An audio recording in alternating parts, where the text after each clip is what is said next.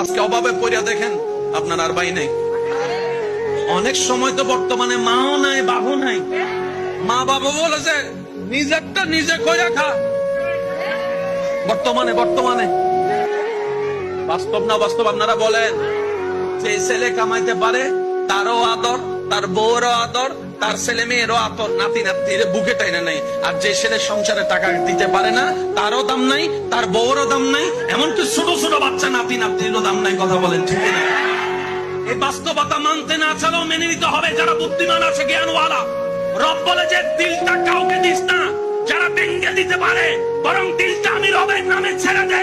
আর আমি রব তেমন দয়াবান, পৃথিবীতে বাঙ্গা জিনিসের দাম থাকে না, কিন্তু তোর বাঙ্গা হৃদয়ের দাম তোর মার কাছে না থাকলে, বাবার কাছে না থাকলে, ভালোবাসার মানুষের কাছেও না থাকতে পারে, কিন্তু তোর বাঙ্গা হৃদয়ের দাম আমি রবের কাছে 24টা ঘন্টা আছে।